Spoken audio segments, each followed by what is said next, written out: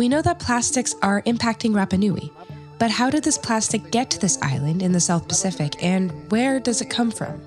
This episode will investigate these questions while also dismantling some of the myths of plastic pollution.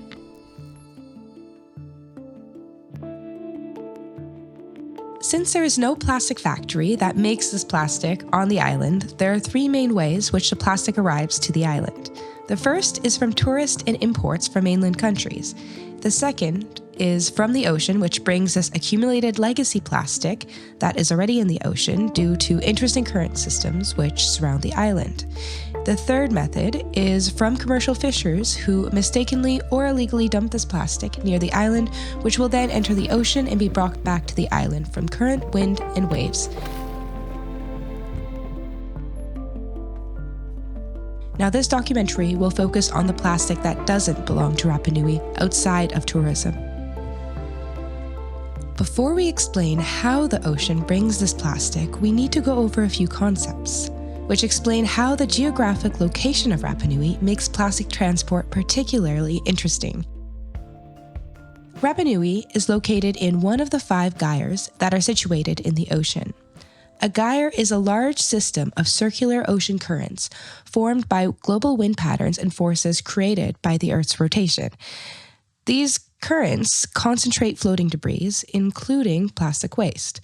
Now, there are 5 known gyres in the world, and Rapa Nui is located in the South Pacific Gyre, which rotates anti-clockwise and has an upwelling current system. Now, this means that plastic from the coast of South America is brought into the ocean towards this gyre and also towards Rapa Nui.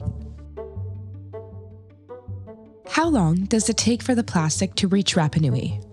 Well, this depends on where the plastic is coming from, though a recent study has identified that if plastic were to come from industrial fishing areas and highly densely populated coastal regions along the South American coastline, transit time would take 2 years.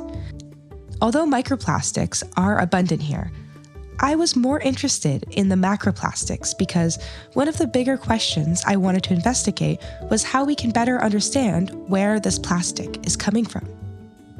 I participated in the 5th national sampling of macrolitter on the beaches of Chile in Rapa Nui for a citizen scientist program called Científicos de la Basura, also known as Litter Scientist, which investigates the problem of marine litter, specifically macrolitter, bigger than 2.5 centimeters. I'm Martin Thiel. I have been professor of marine biology for 25 years in Chile. In that function, I have also been the founding director of the citizen science program, Científicos de la Basura, where we work with school teachers and with schools and with volunteers to do research on marine litter in places and on questions that people usually do not investigate. But it's a very important piece of information now, and it's a very important baseline because the industry is already pushing very hard and doing a lot of lobbying with the governments and stuff like that. So I'm not so optimistic, but we do have hopes that something will happen with respect to plastic production, plastic consumption, and also of course, then with plastic pollution. So macro, of course, is important because you can still identify the origin of this thing, where it's coming from, what was its use. As you can see behind me, there's plastic.